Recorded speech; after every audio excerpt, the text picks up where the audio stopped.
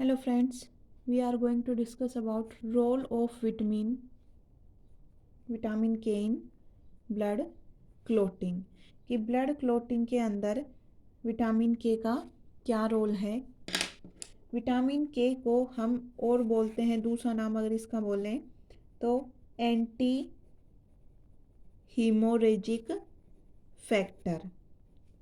Vitamin के का दूसरा नाम और हम क्या बोल सकते हैं, एंटी हीमोरेजिक फैक्टर। जो विटामिन के है वो एक फैट सोल्यूबल विटामिन है। ये असेंशियल है for the formation of prothrombin from liver. Liver से प्रोथ्रोम्बिन की फॉर्मेशन के लिए विटामिन के काफ़ी एसेंशियल है।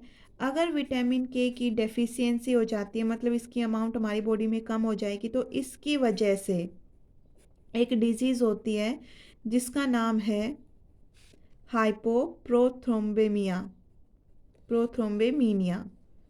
ये डिजीज़ हो जाएगी अगर डेफिशिएंसी होती है विटामिन के की तो। और इसकी कमी की वजह से ये इंटरफेयर करती है ब्लड क्लोटिंग में।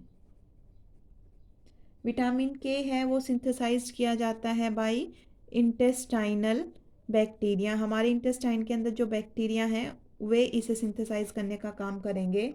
और ये जो बाकी दूसरे फैक्टर्स हैं, जैसे कि फैक्टर 7 है, 9th है, 10th है, जो कि इंट्रेंसिक और एक्सटेंसिक पाथवे में काफ़ी रोल प्ले करते हैं, उनके फॉर्मेशन के लिए भी विटामिन के काफ़ी यूज़फुल है। तो जो डेफिशिएंसी है विटामिन के की, उसकी वजह से रेट ऑफ ब्लड क्लोटिंग की, जो ब्लड क्लोटिंग की रेट है वो काफ़ी रिड्यूस हो जाएगी। कोई भी एंटीबायोटिक ड्रग है, अगर वो इंटेस्टाइनल बैक्टीरिया को किल करती है तो उसकी वजह से विटामिन के की सिंथेसिस है वो कम होगी, और इसकी वजह से विटामिन के की डेफिशिएंसी होगी। और अगर विटामिन के की डेफिशिएंसी होती है तो जो ब्लड क्लोटिंग की रेट है वो भी स्लो डाउन हो जाएगी, वो डिक्रीज़ हो जाएगी। इसके अलावा ब्लड क्लोटिंग के अंदर हम डिफेक्ट्स की बात करते हैं। ये तो रोल था विटामिन के का ब्लड क्लोटिंग के अंदर। Defects in blood clotting.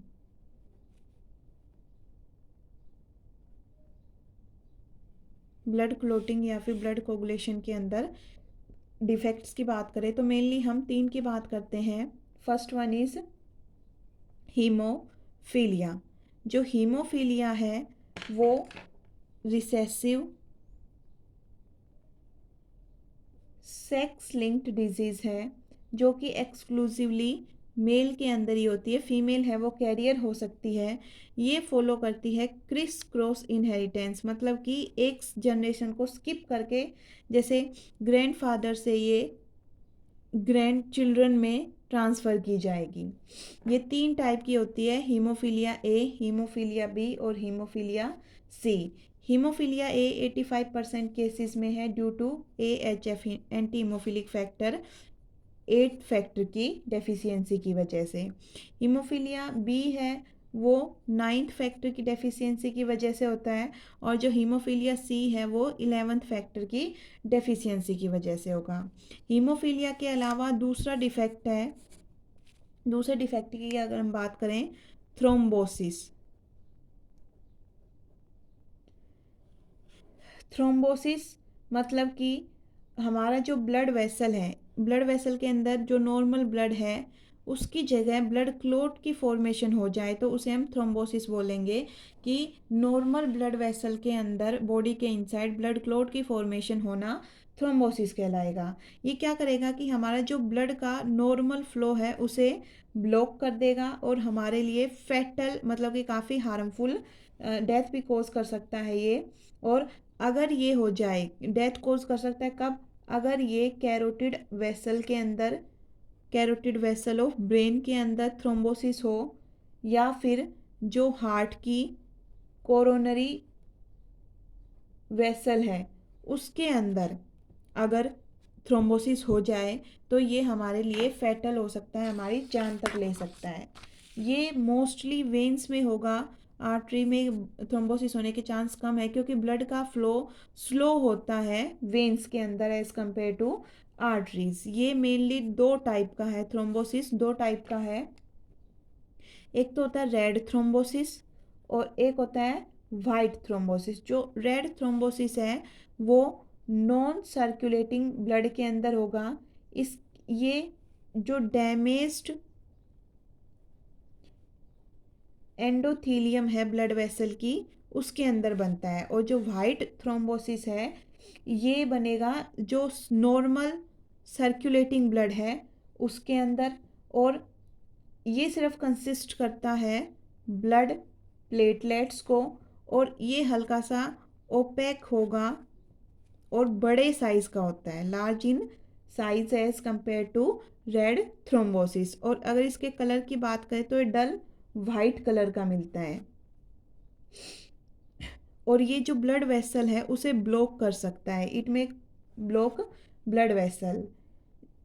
जब एक थ्रोम्बोसिस है वो एक जगह से दूसरे जगह पे ब्लड स्ट्रीम के थ्रू ट्रांसफ़र किया जाता है तो उसको हम बोलते हैं एम्बोलस। इसके अलावा जो थर्ड डिफेक्ट है उसकी बात करें, फाइब्रिनोलाइसिस।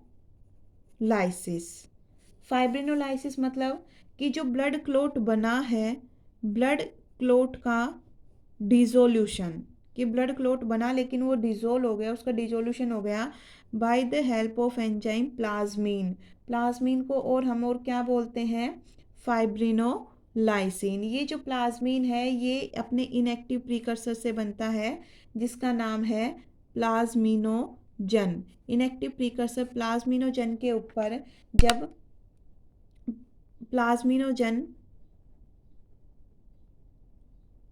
एक्टिवेटर आएगा, प्लाज्मिनोजन एक्टिवेटर आएगा, वो प्लाज्मिनोजन को प्लाज्मिन में कन्वर्ट कर देगा। और प्लाज्मिन क्या करता है कि जो ब्लड क्लोट बना है या फिर फाइब्रिनोलाइसिन वो डिसोल्यूशन करता है उस ब्लड क्लोट का, जिसकी वजह से जो डिजीज़ होगी उसको हम नाम देंगे फाइब्रिनोलाइसिस। तो ये कुछ 3 डिजीज़ बताई है मैंने ब्लड क्लोट में डिफेक्ट होने की वजह से, और जो विटामिन के का रोल है ब्लड क्लोटिंग में उसकी बात की है। Thank you for watching my videos.